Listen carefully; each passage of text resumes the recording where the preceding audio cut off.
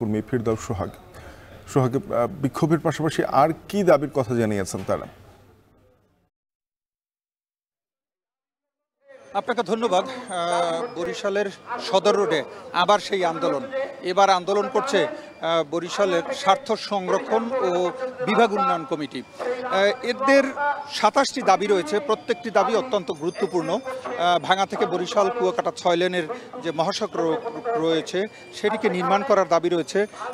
বরিশাল সিটির বাইপাস সহ ভাঙা কুয়াকাটা ৬ লেনের মহাসড়ক নির্মাণ, Dhaka Barishal dual gauge rail line নির্মাণ, বরিশাল ভোলা সেতু নির্মাণ, ভোলা শাহবাজপুরের যে গ্যাস রয়েছে এটি বরিশাল বিভাগে সর্বত্র সরবরাহ করা, বরিশাল বিভাগে একটি আধুনিক স্পেশালাইজড হাসপাতাল নির্মাণ করা, বরিশাল বিভাগে একটি ইপিজেড নির্মাণ করা, বরিশাল পোর্ট রোডস্থ মৎস্য প্রক্রিয়াজাতকরণ জোন সংস্কার ও উন্নয়ন, পাথরঘাটা মৎস্য প্রক্রিয়াজাতকরণ সংস্কার উন্নয়ন, বরিশাল বিমানবন্দরকে আন্তর্জাতিক বিমানবন্দরে রূপান্তর, বরিশালের যে কুয়াকাটা সমুদ্র সৈকত রয়েছে সেখানে আন্তর্জাতিক মানের পর্যটন কেন্দ্র স্থাপন, বরিশাল বিভাগে মেডিকেল বিশ্ববিদ্যালয় স্থাপন, বরিশাল বিভাগে কর্মজীবী মহিলা হোস্টেল স্থাপন, বরিশাল বিভাগে প্রকৌশল বিশ্ববিদ্যালয় স্থাপন, বরিশাল বিভাগে টেক্সটাইল বিশ্ববিদ্যালয় স্থাপন, বরিশাল বিভাগীয় শহরে আন্তর্জাতিক মানের স্টেডিয়াম নির্মাণ, বরিশালের খালসমূহ পুনরুদ্ধার, খনন ও সংস্কার এবং দখলমুক্ত করা, বরিশালের বিভাগীয় শহরের যে আধুনিক বর্জ্য ব্যবস্থাপনা সেটি আধুনিকরণ করা,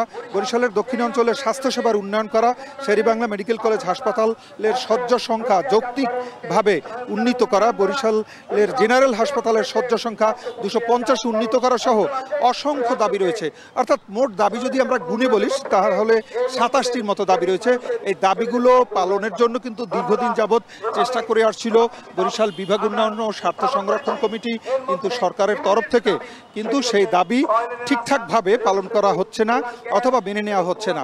এর কারণে কিন্তু তারা বলছেন যে তারা একেবারেই অবহেলিত। এই অবহেলিত অবস্থা থেকে উন্নয়ন চায় তারা, বরিশাল বিভাগ উন্নয়ন ও স্বার্থ সংরক্ষণ কমিটি। একই সাথে কিন্তু তারা চান বরিশালের মানুষের বিভাগবাসীর জীবন মানের উন্নয়ন। আর এই কারণেই আজকের এই মানববন্ধন অনুষ্ঠিত হচ্ছে।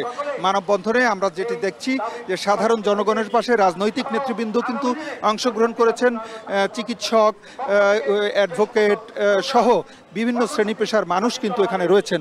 আমরা একটু দেখাবার চেষ্টা করছি যারা এখানে রয়েছেন। তাদের মধ্যে সাবেক মেয়র অ্যাডভোকেট মুজিবুর রহমান সরোয়ারকেও আমরা দেখতে পাচ্ছি এবং তিনি কিন্তু যেটি করছেন এখানে এসেছেন কেবলই মাত্র এবং তিনি তার বক্তৃতায় এই কথাটি বলেছেন যে এর জন্য প্রয়োজনে আন্দোলনও যাওয়া হতে পারে, বৃহত্তর আন্দোলন গড়ে তোলা হবে যদি দাবি মানা না হয়। এতটুকু ছিল বরিশালের টাউন হলের সামনে যে মানববন্ধন অনুষ্ঠিত হচ্ছে যে দাবি দেওয়া নিয়ে তার সবশেষ খবর। বরিশাল বিভাগের উন্নয়নের দাবিতে মানববন্ধন করছেন স্থানীয়রা, এই নিয়ে জানাচ্ছিলেন সহকর্মী ফিরদৌস সোহাগ।